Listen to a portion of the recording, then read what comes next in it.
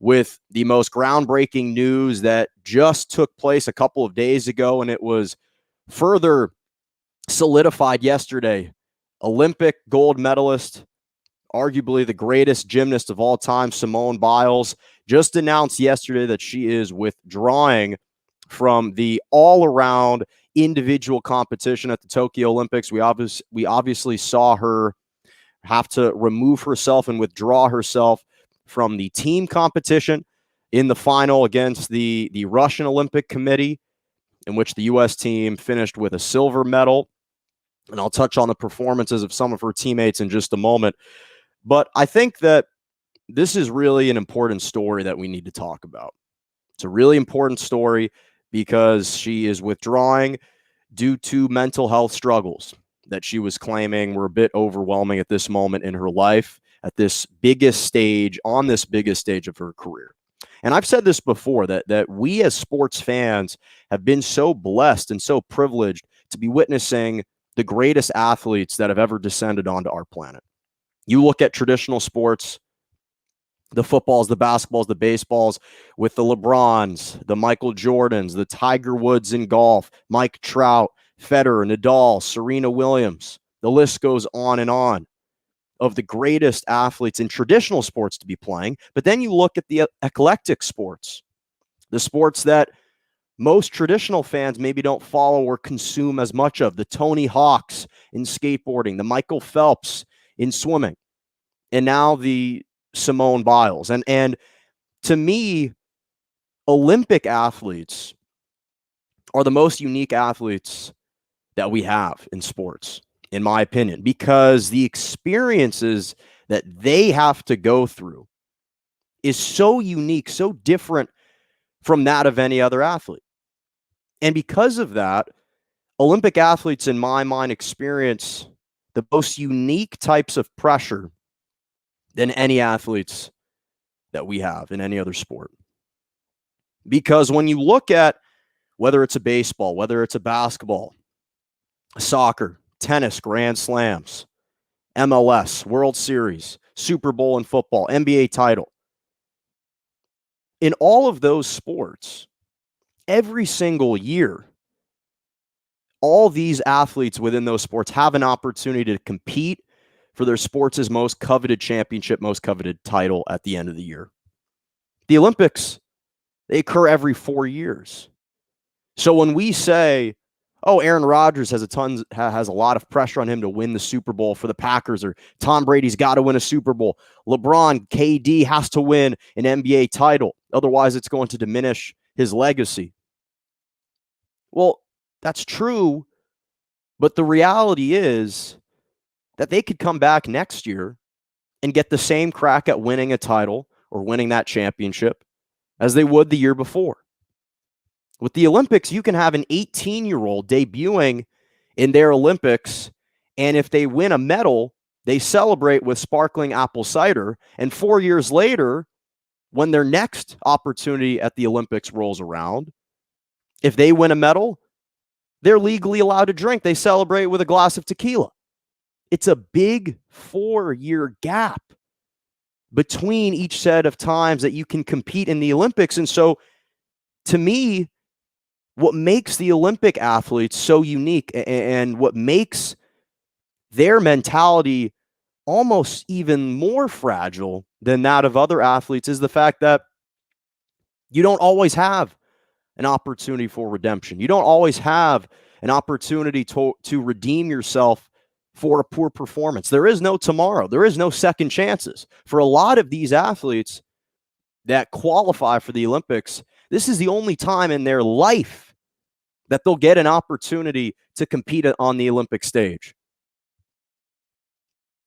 When we see athletes return to the Olympics for a second time, for a third time, those are anomalies. Those are outliers and aberrations. To be able to maintain a level of greatness for essentially 3.5 idle years up until you're back on the Olympics. Sure, there are qualifiers and there are world championship tournaments and there are preliminary events that get you ready to qualify again for the Olympics. But they're never on the grandest stage that is the Olympics until you're there. And so the amount of anxiety, the amount of stress, the amount of toil that it takes on your mind, the toll that it takes on your body emotionally, physically, mentally is astronomical and overwhelming. And to be honest, the fact that it's taken this long in her illustrious and decorated career to have a small panic attack, to have a small mental breakdown, the fact that it took this long when she's had to carry this burden of leading the United States gymnastics team since the age of 20, the fact that it's taken this long is actually commendable. And it reveals a human side to her, the human element. Such a human moment that we got to experience, that she felt comfortable enough revealing to the world, exposing herself, exposing her vulnerabilities. Because again, we've got a 24-year-old Olympic gymnastics athlete who is a 6-time medalist at the Olympics, 6-time Olympic medalist, 4-time gold medal winner, 1-time silver, 1-time bronze. At the World Championships, she's won 25 medals, 19 gold. And here you have her, who's already an athlete who's already been hailed as the greatest gymnast ever. And in the biggest moment of her career, needs to take a step back because of some mental health struggles. This is someone who not only is the captain, the backbone, the leader of the U.S. gymnastics team, she's one of the faces of the Olympics and one of the torchbearers of these Olympics in Tokyo. And the cumbersome load that can have on you, and understanding that you're not only representing an entire nation, but again, the 4-year gap between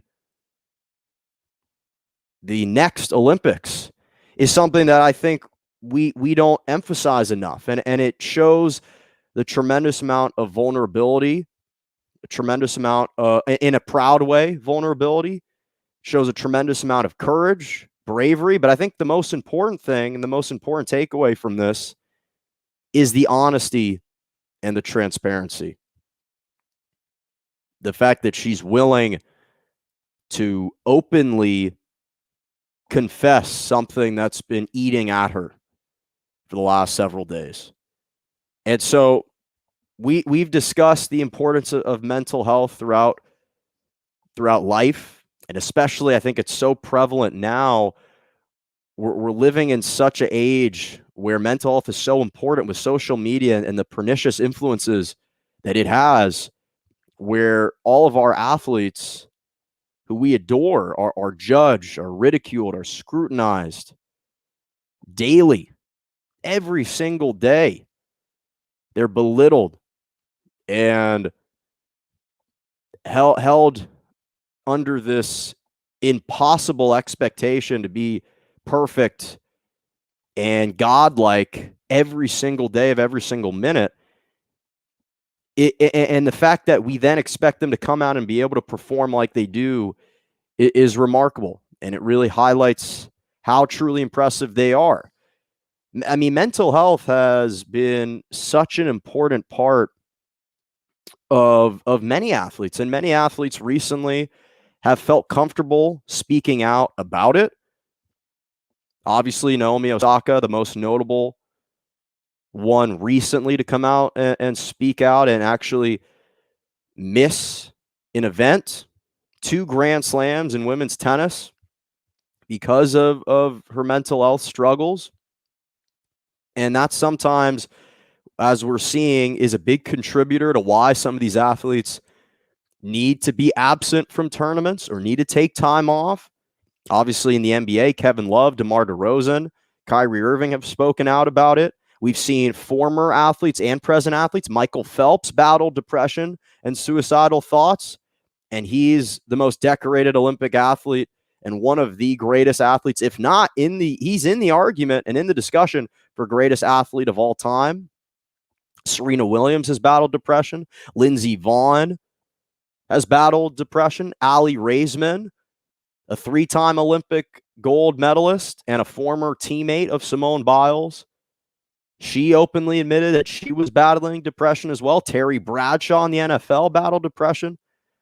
And I'm sure that's just the tip of the iceberg of notable athletes that have had to deal with that. And so I think that, of course, it's disappointing, I'm sure, for her. I'm sure she's extremely disappointed.